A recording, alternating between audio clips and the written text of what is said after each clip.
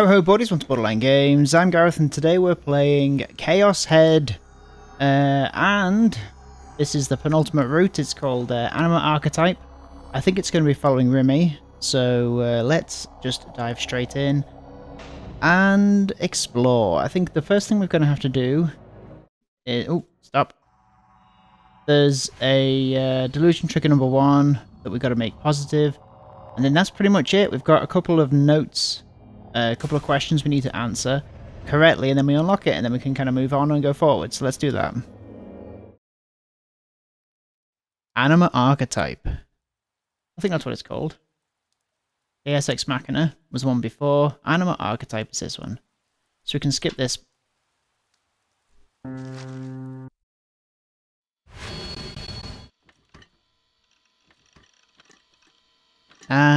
Is this going to be the last time I see this? We can skip this nonsense. Let me skip this? No, I gotta answer. I gotta answer.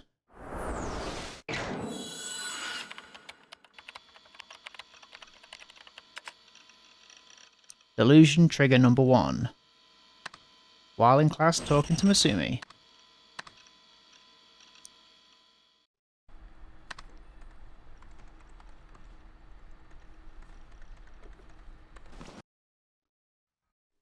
I figured whilst it was skipping, I might look up something like, I don't know, what do you think?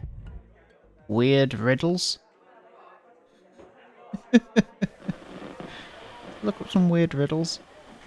Okay, so this is the first one that we need to do, and we've got to do positive. I'm pretty sure that's what it said. Positive.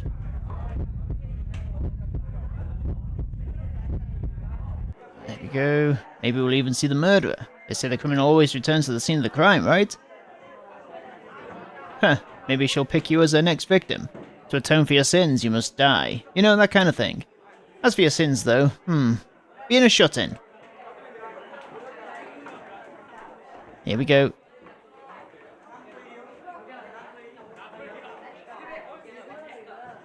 Felt like it should have been obvious to him. We can skip? Yep, we can skip. I had no idea why, but for some reason I felt like I knew her. New information. While staring at the pale hand wrapped around my arm, I tried to envision what she looked like. In my delusion, she... Oh? Okay, here's the things we have to answer. Has a ribbon in her hair. Yes, she does, doesn't she? Remy has a ribbon in her hair. Remy has a ribbon in her hair.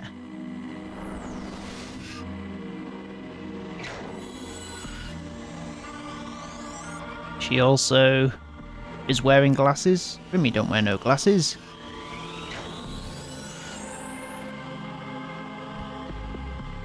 Is wearing over-the-knee socks. Does she? She does. Okay. I didn't know that. Or a long skirt. She doesn't wear a long skirt.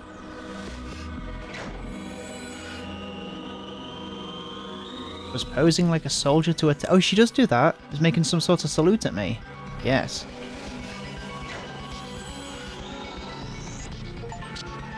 Boom, snap, discovered Remy's story. 2 hours prior.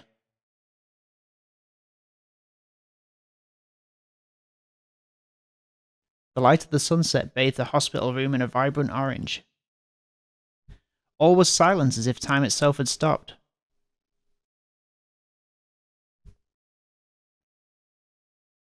Only a single person was present.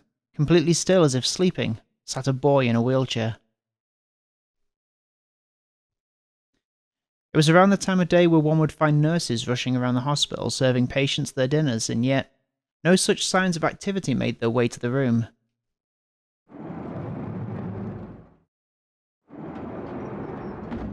A moment later, the silence was broken by the sound of a door opening. A lone girl entered the room. The boy in the wheelchair lifted his head to acknowledge her, but did not speak. For a moment the girl hesitated at the entrance.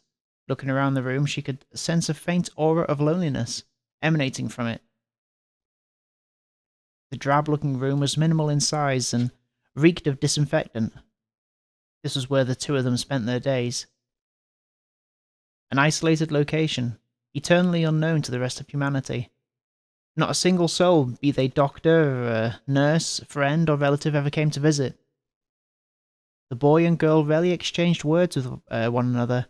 The boy had been hospitalized and for a whole year had been comatose. Only just a month ago had he awoken. The girl had been essentially using his room as a place to stay. However, as much as she did trust him, their relationship had nothing to do with any sort of romantic or sexual attraction. Her only goal was to repay her debt to the boy. Nothing more, nothing less. But we already told what kind of debt this was. The boy was intentionally cold and distant, having even told her not to return once before. Yet all the same, she remained. This was in part because she had nowhere else to go. During his coma, she'd been his lone caretaker. The couch in the room had become her bed. And even now, after he'd awoken, she still used it as such. "I brought you something to eat." She spoke with warmth and sincerity as she held out a bag of food that she'd brought from the convenience store. Her words scared away the static atmosphere and breathed new life into the dead world that surrounded them. The girl surrendered herself to such an illusion, but did not mention this to the boy, as she laid several kinds of bread atop the empty bed. "Hey, it's been on my mind for a while now, but is food like this enough to keep you healthy?" "I don't have much time left as it is. Regardless, I'm sorry for sending you out to buy these." "It's alright. Really. I got some food for myself too, so don't worry about it." She forced herself to smile at the boy, then, taking an egg sandwich for herself, she moved toward the window. Upon opening the window, the crisp autumn breeze permeated the quiet hospital room. Comfortably greeted by the wind, the girl narrowed her eyes and perched nimbly on the windowsill. The room was located considerably high up. Imaginably, falling would mean certain death. Imaginably. This, however, hardly mattered to the girl. She simply took a hearty bite out of her sandwich. The boy in the wheelchair paid her no heed. Paid her no heed. Paid her no mind. He did not even attempt to reach for the bread laid out on the bed.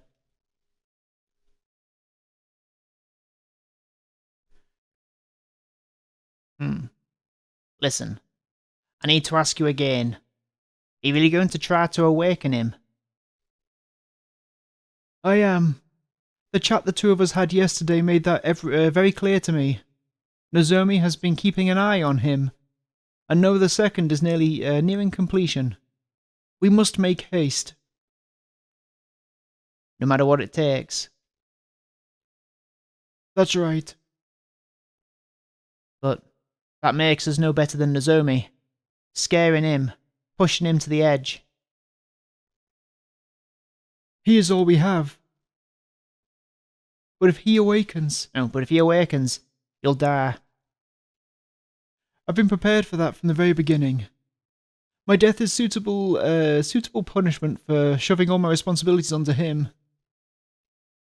The girl kept her gaze focused on the setting sun, not daring to look over her shoulder at the boy.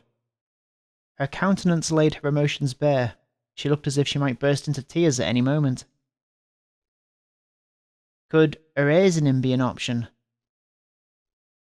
"If that were to happen, I would not hesitate to put myself through another year-long coma so that I could create another me. Perhaps even longer, but by the time I would succeed, no other second will have long since been completed, an event that shall cast the world into despair, like Danganronpa." Despite his gentle tone, his words were laced with a touch of cynicism. Upon hearing them, the girl couldn't help but let out a sigh. I can't support the way you're going about this." "We cannot allow no other second to reach completion." "I know we can't, but putting myself in his shoes, it's just so sad." and there's no way I can just stand around and watch while you kill yourself. I'm doing nothing of the sort. I'll take care of it. The boy finally moved a little, taken aback by the girl's abrupt yet resolute words.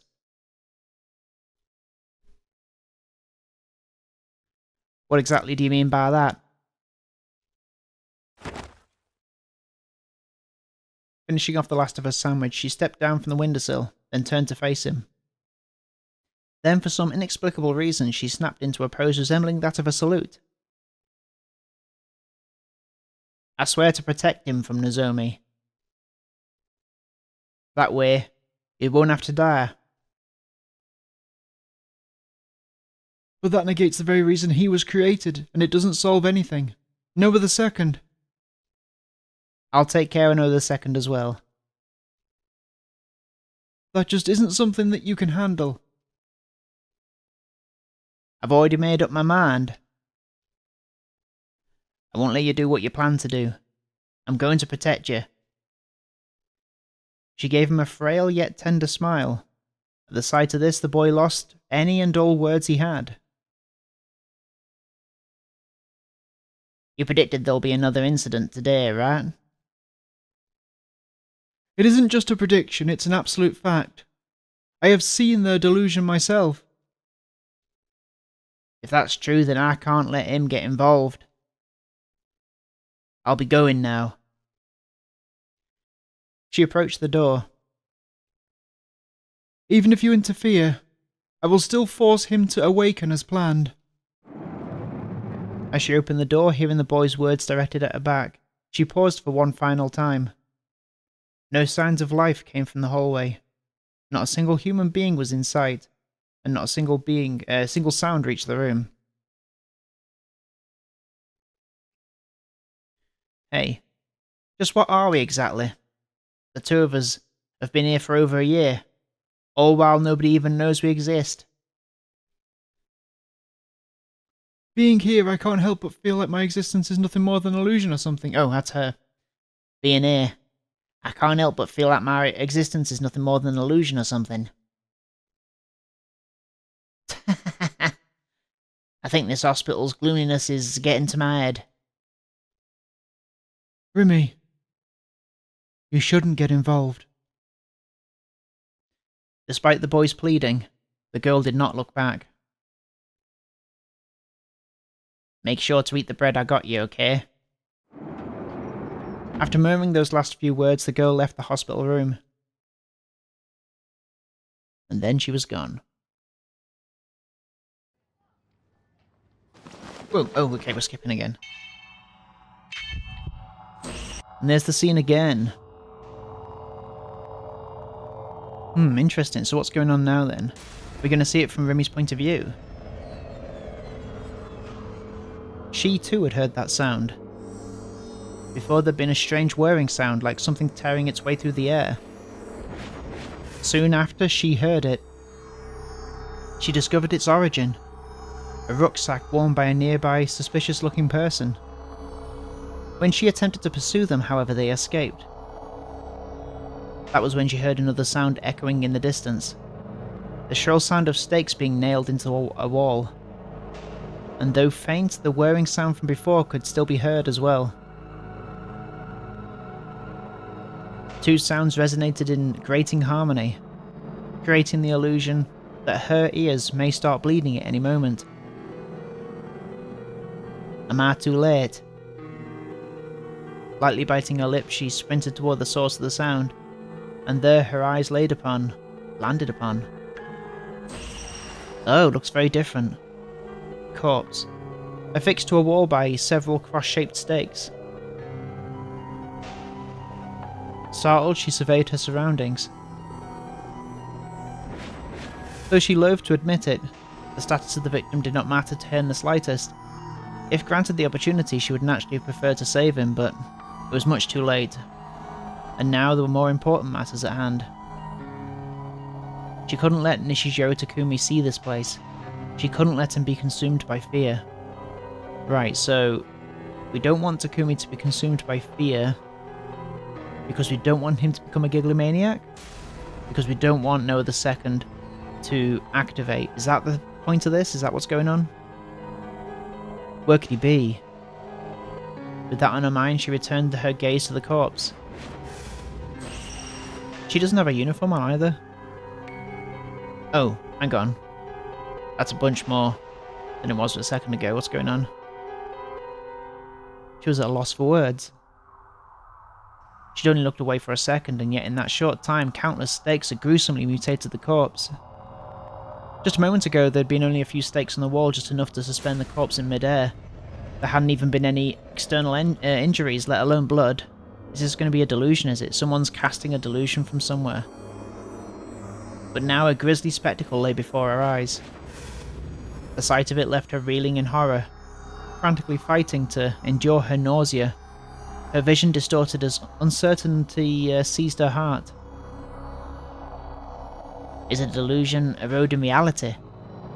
That's interesting. In that moment, the girl came to notice that the changes did not end there.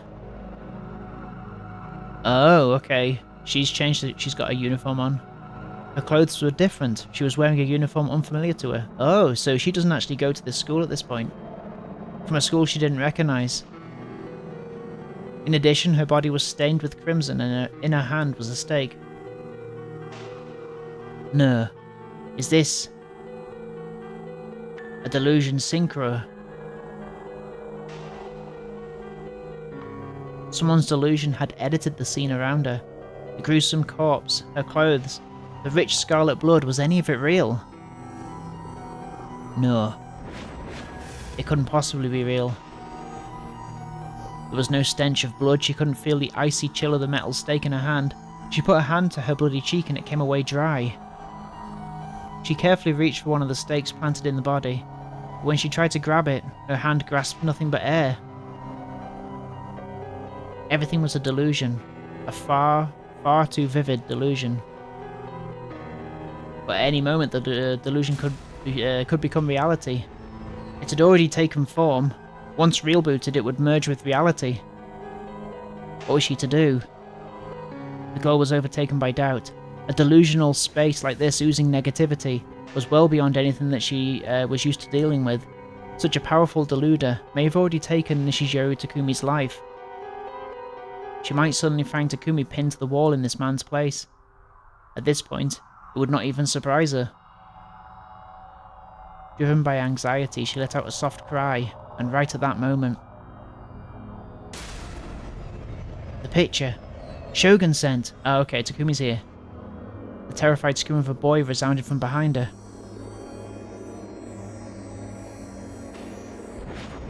Oh, there we go.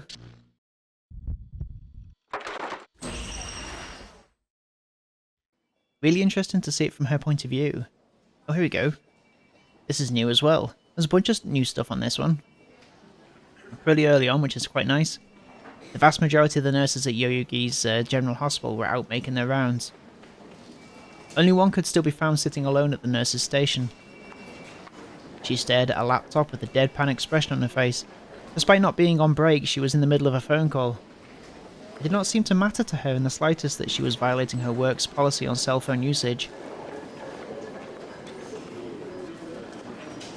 Reflected in her blank eyes was a certain chat log, shining brightly on the computer screen before her. Oh, here he is.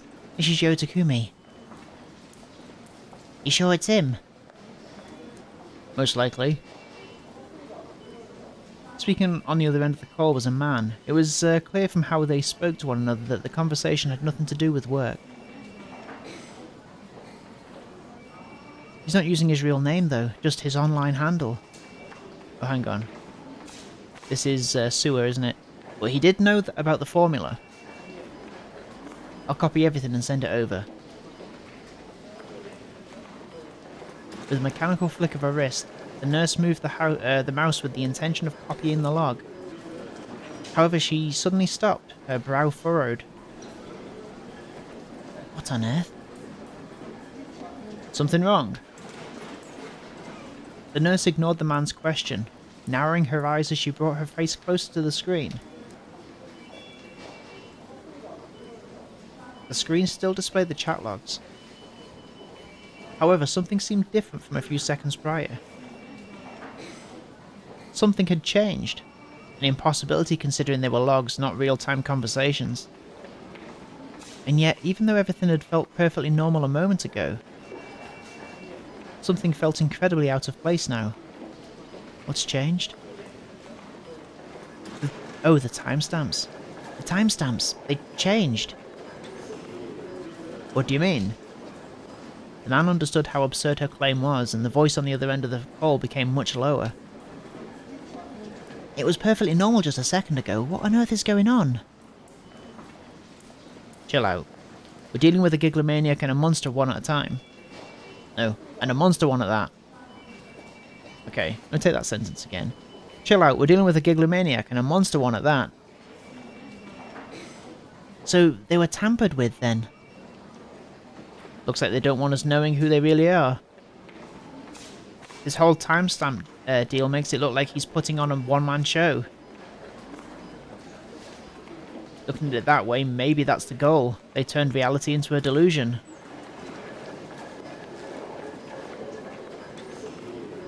Looking at it this way. They turned reality into a delusion. What? Okay. Keep an eye out, Shino. Seems they're watching your every move, motherfucker. Suddenly, a sense of uneasiness crept on the back of Shino's neck. Covering her nape with her hand, she turned to face the source of the gaze. But there was nobody there. Not a single soul could be found within the nurse's station. May the divine light save us. Shino murmured those words of prayer to herself, hoping they would sweep the fear away. But did it work? No.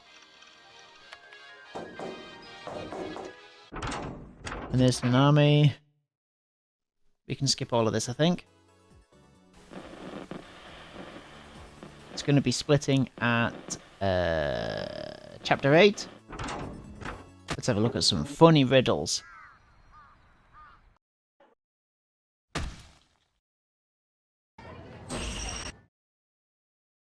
Oh, these are easy.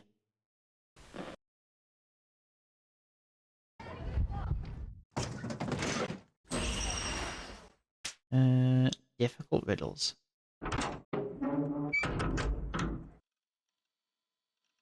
Hardest riddles ever. Can you solve them? We can skip this. First riddle. Where is it? I speak without a mouth and hear without ears. I have no body, but I come alive with wind. What am I? I'll give you that again. I speak without a mouth and hear without ears. I have no body, but I come alive with wind. What am I? Pause this, have a think about it, and then I'm going to tell you the answer. So, it says here, this hard riddle relies on tricking you into thinking about ears and a mouth. You get a tiny hint about wind to encourage you to think broadly and avoid the literal. The answer is an echo. Okay. Okay, that's not as satisfying as I thought it would be. Chapter 2 already. Okay, well, Chapter 2, I think, causes us to have a celebration. It's cause for celebration, and the celebration can be another riddle. You measure my life in hours, and I serve you by expiring. I'm quick when I'm thin, and slow when I'm fat. The wind is my enemy. That is, you measure my life in hours, and I serve you by expiring. I'm quick when I'm thin, and slow when I'm fat. Let's skip that. The wind is my enemy. The answer is a candle. Oh, skip this.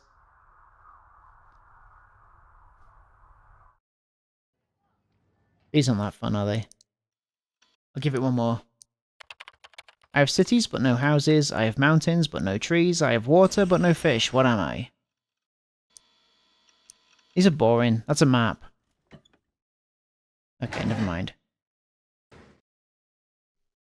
There's ban and sewer. We gonna get any more Remy time, do we think? guess we've had plenty already. Yeah, they're boring riddles. An annoyingly hard riddle that you know.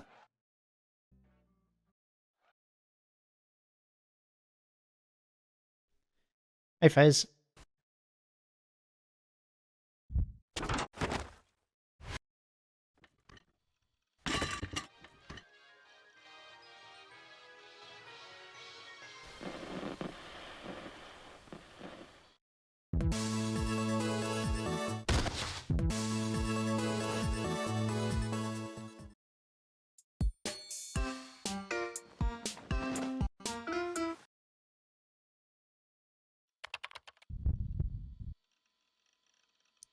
What about this? One night, a ninja and a pirate are on a boat. The boat crashes. The pirate jumps off first. The ninja jumps off second. Who jumps off third? One night, a ninja and a pirate are on a boat. The boat crashes. The pirate jumps off first. The ninja jumps off second. And who jumps off third? The answer is the knight. It was knight spelled with a K. Pretty clever, right? This is the worst part about these games. Wish I could skip it quicker. I bet there's a way to do it that I'm not aware of. That'd be annoying, considering this is probably going to be the last time I do this.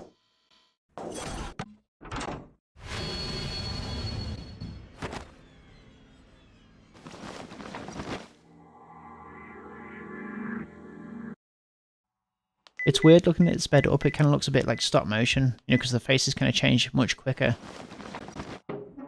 So it kind of looks a bit like a cartoon. It's almost like a cartoon.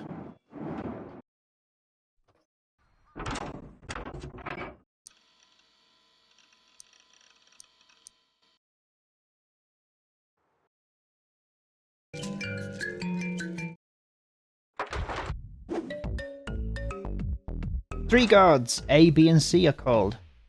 In some order, true, false, and random. What? True always speaks truly. Oh, here we go. We'll get back to that. Sakahata Rimi remained expressionless as she moved forward. She was walking down one of Sumai Academy's many hallways. This one lined with classrooms for second year students. She was not accustomed to wearing a uniform, as this was her first time setting foot in this place. She paid no mind to all the other students in her vicinity. However, her apparent composure was a mere facade, one intended to desperately conceal a boiling pot of unease within her. Her somewhat awkward march through the halls betrayed this. But as she proceeded toward her destination, she kept her head high all the same. Soon enough, she reached room 2C. This is the place. She already knew the answer. It was Nishijo Takumi's class. She placed her hand on the closed door. Only then did she realize that her fingers were trembling. On a normal day, I would have wanted to come here. Such a desire crossed her mind for a moment, but she stopped her delusions from progressing any further. After taking a small breath, she vigorously slid the door open. Good morning, everyone. Her stoic expression faded as if it had never existed to begin with. The classroom before her was remarkably cheerful, overflowing with energy. She lifted her right hand to her forehead, snapping into the pose of a salute. Rimi's greeting resounded throughout the classroom. And the classroom fell as silent as death itself. Class had not started yet, so the room was about half full. But everyone that was there was looking her way, visibly puzzled. And for good reason. Nobody in this class, so nobody in this school knew who she was. I see. No, nobody in this school knew who she was. And for that very reason, Rumi had to first make sure to draw everyone's attention. Ooh, she drew a D-sword. And yet not a soul reacted. The sword with blades arranged like inflexible feathers was still a delusion. It was visible to no one. For her purposes, however, that was enough. Go forth, my delusion. She fired her thoughts at the eyes of those gazing at her. Then, as if it had somehow been planned beforehand, everyone blinked in unison. And then? All at once, the room's frozen atmosphere thawed. Remy looked around the room once more, and then a smile formed on her face. Good morning. Morning, Sakihata. Sup? Why so loud? It's way too early, Remy. Yeah, I'm being a bit quieter when you come in next time. One after another, each student spoke to her like they'd always known her. Even though until mere seconds ago, they'd never seen her before. But it was different now. Remy had planted delusions into them. Delusions that soon attained mutual recognition. Recognition that Sakihata Remy is a student at Sumai Academy and is a member of Class 2C. 2 days prior, she had tested this trick on Nishijou Takumi, Taku, but it had proven to be not very effective. As a result, she'd been worrying over how exactly it would unfold when she tried it here. But it seemed her anxiety had been unfounded. After seeing the smiles of her chattering classmates, she heaved a sigh of relief. She recalled her D-sword, then approached an empty seat from a vacant row in the back of the room. This desk was another delusion she'd created. She placed her bag down, but rather than sitting, she turned to face the boy approaching her. Of course it's him. Yo, Remy! Hey, Masumi Daisuke. Masumi Daisuke. Masumi Daisuke. Remy spoke his name 3 times to ensure her certainty. Why'd you say my name 3 times? And my whole name at that. I just felt like it. Dai-chan. Masumi was Taku's friend. In addition to being quite handsome, he clearly put care into the way he dressed. Remy did not know how his friendship with Taku had come to be. It's a bit rude. Perhaps Takumi was responsible for fabricating his friendship through delusions. Or perhaps Masumi and Taku truly had formed a genuine friendship on their own, with no outward interference. The cause mattered not. All that mattered was that he and Taku were friends. Remy's delusion had already implanted fresh memories within him. Where's Taku? He's not here yet. Then again, is today one of those days he's supposed to be? Pretty sure, yeah. Leave it to his babysitter to be on top of things. I don't think I could ever wrap my head around that guy's schedule. Remy wore a strained smile. It was a smile formed from feelings of guilt. Everyone's memories had been altered with delusions. This would remain Remy's secret, with nobody else suspecting a thing. Those around her would act friendly with her. However, nothing would change, or could change, the fact that these relationships had been crafted from falsehoods. She'd thought that she'd become completely accustomed to loneliness by now, but by placing herself in this classroom, she was subjecting herself to desolation stronger than ever before.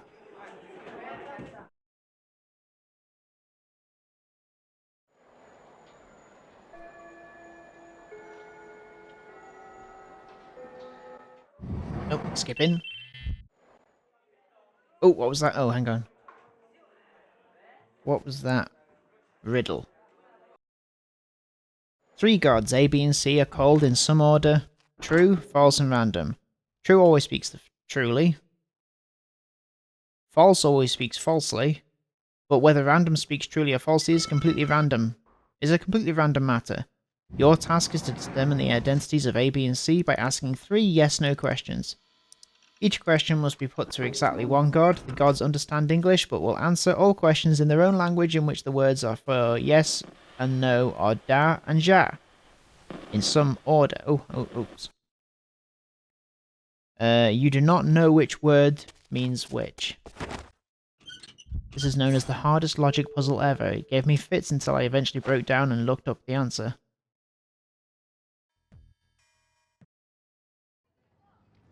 What?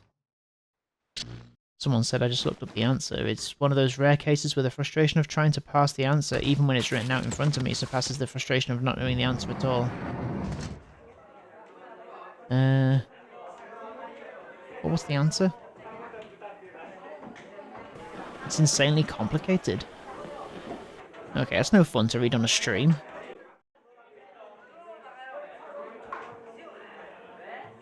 A man runs away from home, he turns left and keeps running. After some time, he turns left again and keeps running. He later turns left once more time and once more and runs back home. Who was the man in the mask? What? A man runs away from home, he turns left and keeps running. After some time, he turns left and keeps running. He later turns left once more and runs back home. Who was the man in the mask? Oh, the catcher. The umpire. You know, it's like a baseball joke. Baseball riddle. Baseball riddle.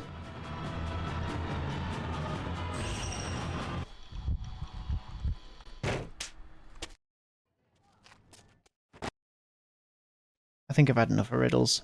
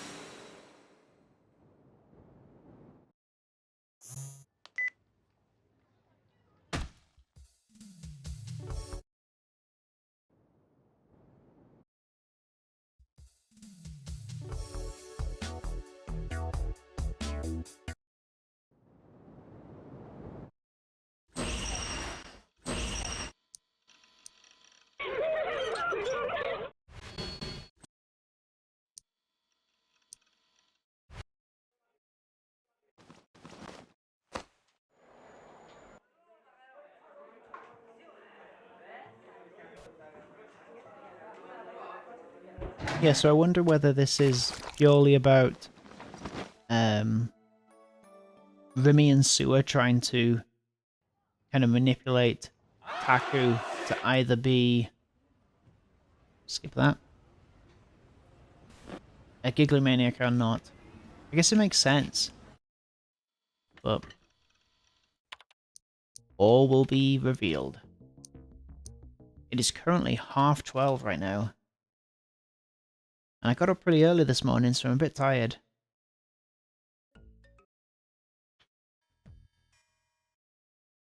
We're 40 minutes into this episode. I wanted to try and get to the actual chapter.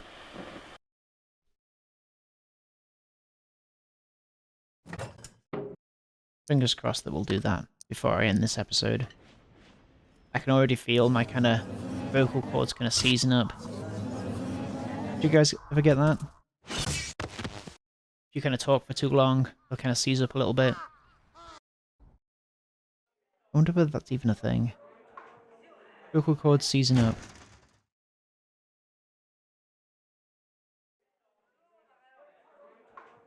Oh, oh, skip it.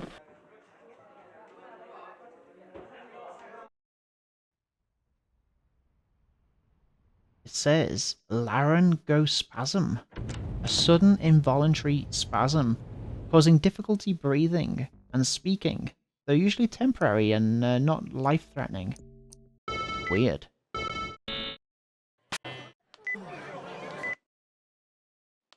It's not making breathing difficult, so I don't think it's this. Earthquake! Have we had Nanami's hand in a box? Here we go.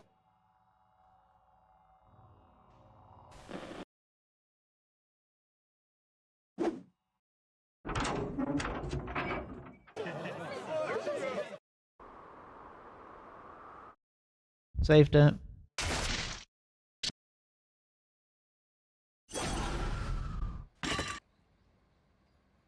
I'm gonna skip you. Sorry, Senna.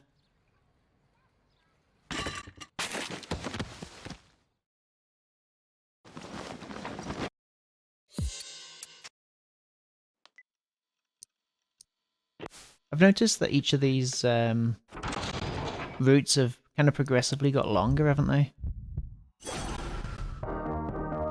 It's going to be the longest one yet, I'm imagining.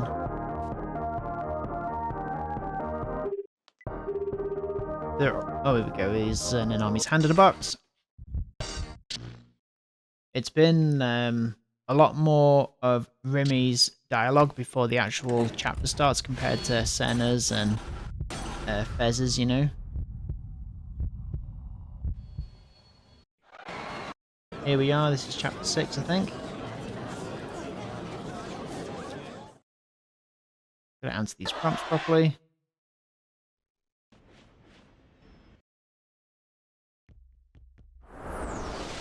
Yes.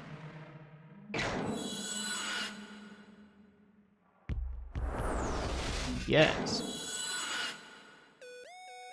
No. No. Yes. Easy.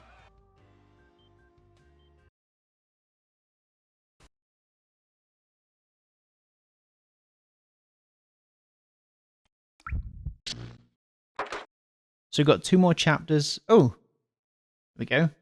This is different. Yeah, there's much more Rimi content in this route than other content in other routes. Standing in the center of a dimly lit room, Sakihata Rimi hung her head, remaining deathly still. Oh, she took the hand, remaining deathly still. The room's owner, Nishijou Takumi, Taku, was not currently present. He'd not locked the door before he left, so Rimi had easily been able to enter, so she's trying to stop him from being frightened into becoming a giglomaniac, I'm imagining.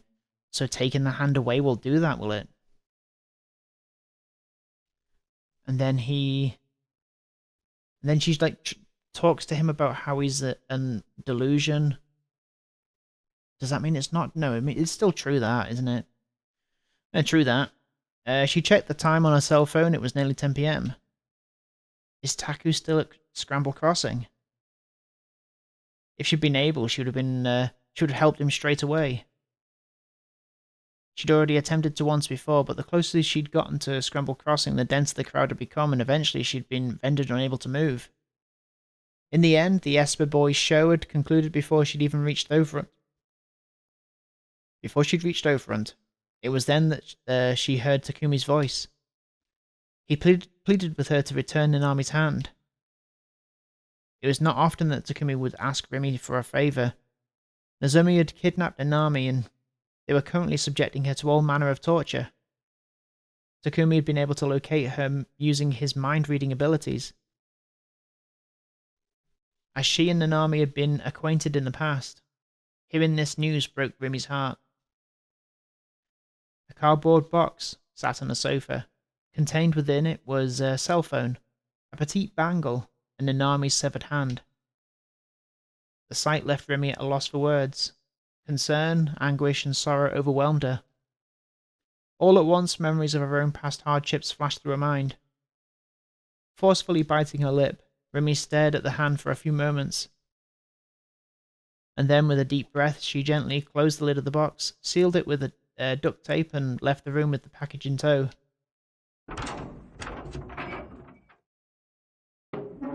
It's interesting that Rimi was the one looking after the actual Takumi, right? Even though in the original route, I think it was said that Nanami was the one that looked after the original Takumi. I feel like they said that, right? Rimi took out her cell phone and connected to the Wanseg television broadcasting service. The events at Scramble Crossing had been on the news earlier, so she tuned into it, hoping to confirm something.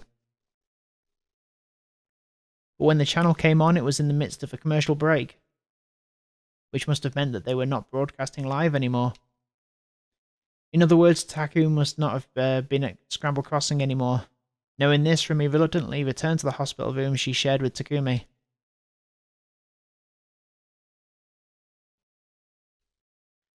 The lights were off. The room was as pitch black as when she left it. The bed was empty. as Takumi was sitting in his wheelchair instead, something that Rimi had become accustomed to. The bed was empty as Takumi was sitting in his wheelchair instead, something that Rimi was... Okay, got it. Do you have Nanami's hand? Yeah. I brought it with me. Rimi opened the box and presented it to Takumi. Thank you. Can it still be reattached? We can fix this, can't we? I don't know, but this hospital does have a cryopreservation facility. Of course. Freezing it would be better than nothing. But there was no guarantee that it would ever be returned to her. That was what his eyes conveyed to her. It'll be fine. We'll fix this. I know we will. Rimi boldly declared this with a positive flair. I believe with all my heart that we'll get it back to her. But first, I've got to get out of there. I don't believe her life is in danger. There's no need to be so hasty. Well, don't you seem pretty calm about all this?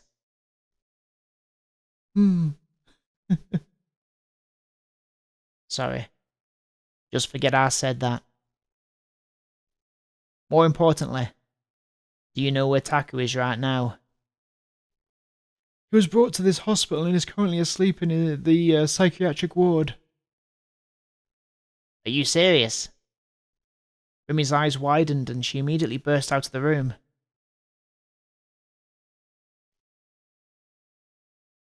Visiting hours had long since ended, forcing Rimi to conceal the sound of her footsteps as she traversed the dim hallways. She knew that both Nozomi and the Cosmic Church of the Divine Light were among the hospital staff, and she could not afford to attract any unwanted attention. Following a long and arduous trek, she arrived at the room that Takumi had informed her of. Upon inspecting her surroundings to ensure she would not be seen, she slowly opened the door. The room was pure white, the entirety providing not even the slightest hint of warmth. Rimi silently approached the bed in the centre of the room. Taku lay there, sleeping deeply.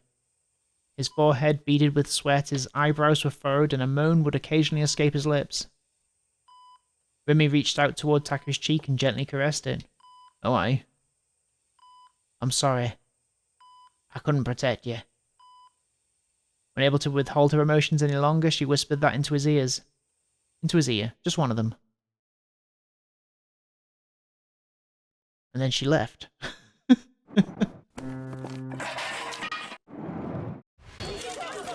Why did she just run off to do that? It's weird.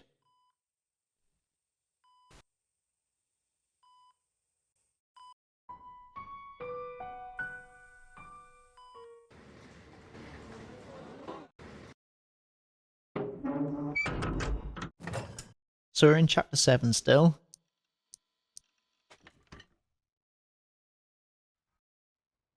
I think. Yeah, I'm pretty sure we are. Skippies.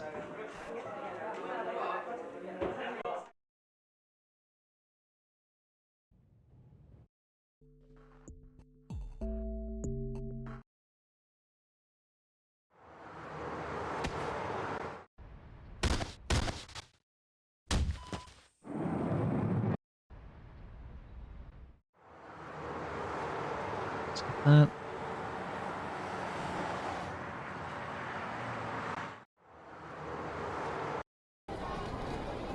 What kind of coat is always wet when you put it on? A coat of paint. These are more like jokes, aren't they? They're not riddles. What came first, the chicken or the egg? Let's get that. Dinosaurs laid eggs much before the evolution of the chicken, so... eggs. How can you make 6 into an odd number? Remove the S and you have... IX, which is a 9 in Roman numerals.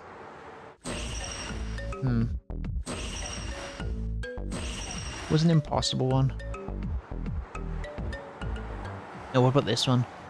I start with M, end with X, and have never ending, and have never ended... No, what? Oh, hang on. I understand this one now. I start with M, end with X, and have never ending amount of letters. What am I? I start with M, end with X, and have never ending amount of letters. Never ending amount of letters. Have you got it? It's a mailbox. It's funny, right?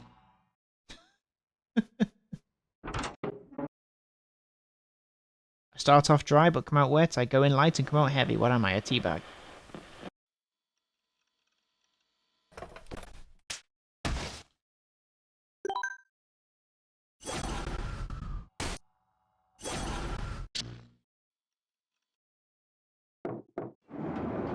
I wonder whether we're going to start off with Taku deciding that he needs to be saved by Rimi, or is it going to be a different start of the chapter? You know, the last few chapters have been Taku seeing that news report, thinking, oh, I'm going to be next. I need the protection of X. And it was sometimes Fez, it was sometimes Aoi. Are we going to see the same thing with Rimi?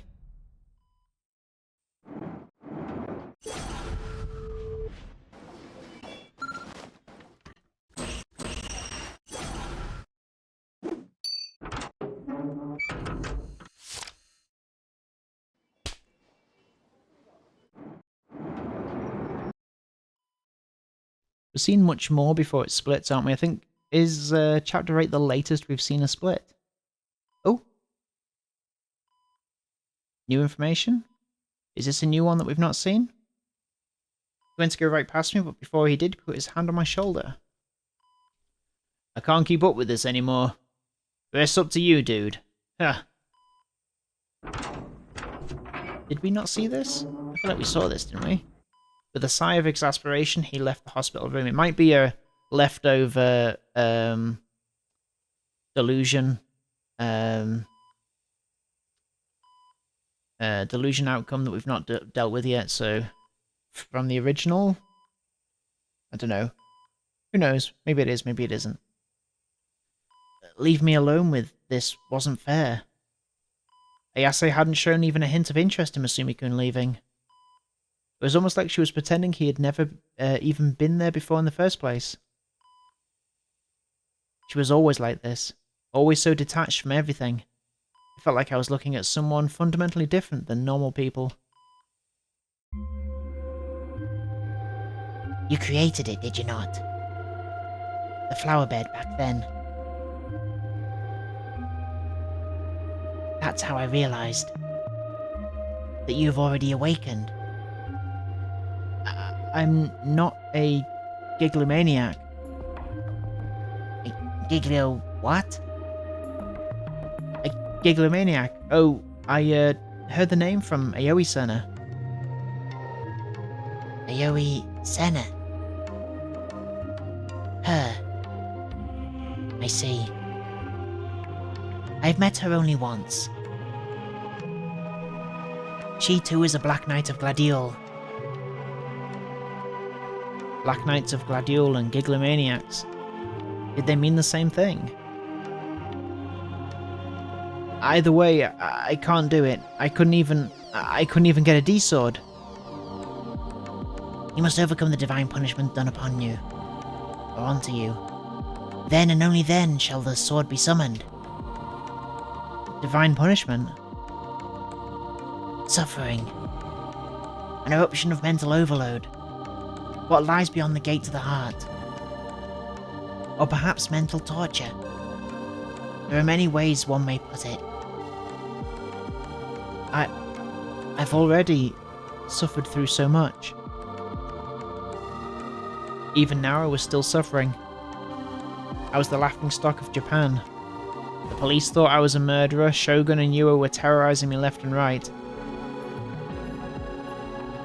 And everything with Nanami.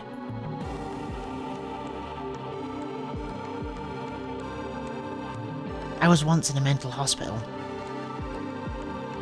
This is a story from when I was a child. Oh, yeah. I already knew, I'd seen it online, but why was she suddenly bringing it up? I was there for just under 5 years. My mind was weakened greatly. That was why I attacked. I attacked everything around me, and at the same time myself. Ayase's voice was a faint murmur. The girl that sat in front of me was wearing pastel pajamas and tracing the creases on the sheets with a fingertip. Showed no signs of the strength she'd once had at the concert. The Ayase, the Fez from back then, had she even been real? I often broke windows. I was a problem child. A faint smile formed on her lips. Those shards of broken glass, I could always vaguely see it there. To see what? A sword. But I knew not what it was for many years. The time I learned it to be a D-sword was around 4 years after I was admitted into the facility. Before then, I always did as I pleased. But one day, every single employee in the facility was replaced all at once. I was tortured in countless ways for many months. And when my heart and mind were on the verge of breaking, I heard the voice of the greater will. And from that moment I could finally summon it. Torture. Oh, hang on, was I saying torture? It was divine punishment. Obtaining the power to defeat wicked hearts requires the purification of a wicked heart itself. So basically, she was telling me I needed to suffer more, otherwise I wouldn't ever get a sword. If that was the case, then fuck that. I didn't want to experience any more pain. I'd already been broken down over and over again. I just wanted to be left alone. At my wit's end, I felt the urge to scream and shout. But Ayase's voice didn't allow me to. Off we go. Old stuff, so we get to skip it. Old stuff, so we get to skip it. Old stuff, so we get to skip it. I'm gonna get to skipping.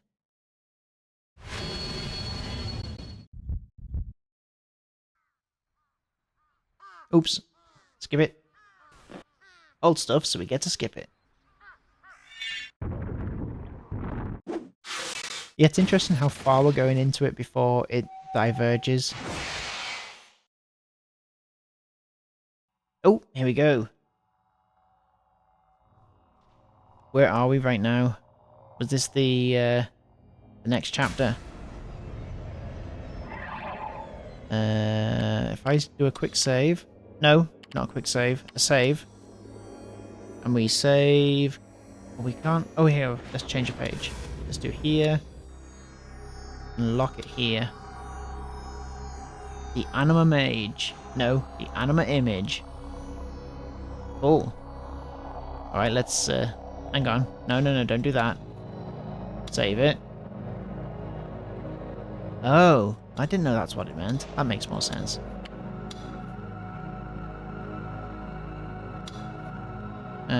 Deus Ex Machina. Lock that, lock that. Okay, let's see what's going on here for a little bit and then we can say goodbye. Aoi-san's eyes shot wide open at the sight of my D-sword. Her blow had been fairly quick, but stopping it had been hardly any trouble. Our D-swords resonated with one another, releasing a shrill cry that enveloped the two of us. I could feel Aoi-san's negative emotions, her fury, her hatred coming forth through her D-sword. Wowie zowie! Takehata-shan was also a giglomaniac! Behind me, Taku sank to the floor in shock. Oh, that's me? Oh, okay, that makes more sense. Oh, hang on. Okay. I'm Remy right now. Interesting. Behind me, Taku sank to the floor in shock. In that state, it'd be impossible to get him to escape at this point, so I had no choice but to deal with Aoi-san somehow. You know what exactly he did? The Oyo 2 formula. I'm fully aware. I cut Aoi-san short. I didn't want Taka to even hear its name. Fine. Denial. If you force Taka to awaken, this will end in an even bigger disaster. Then I'll kill him before that. Who said that? Even if you try, you will never be able to. Aoi-san was incredibly aggressive, but she fundamentally misunderstood how a D-sword should have been used. Was Aoi-san talking then? I didn't even notice her mouth move. Her attacks were far too straightforward, far too impulsive. Treating her sword as just a simple sword would translate only to a little kid swinging around a tree branch. There was a distinct difference between someone who had properly instructed on how to wield, who had been properly instructed on how to wield it, and an ordinary high school girl. Dealing with her would be child's play. Oh, I see. Ishijo has to die. He brought a goddamn calamity into this world. Aoi-san had been consumed by hatred. Her negative delusions were clearly visible to me. Pouring out from within her, they transformed into a hulking black miasma and forcibly pierced into my dead spots. Aoi-san couldn't have been doing it consciously. However, they wouldn't normally be visible to just anyone she faced. This was a characteristic unique to Giglomaniacs. When facing another human, it was possible to make that surge of emotions visible, and with that you could lay all their emotions bare. I focused my attention on the images that were forcefully being projected into my eroding mind. The emotions that fueled Aoi-san's hatred. Her memories. Oh, there we are. I could see them. Her pain. Her sorrow. Her memories of the past that tormented her.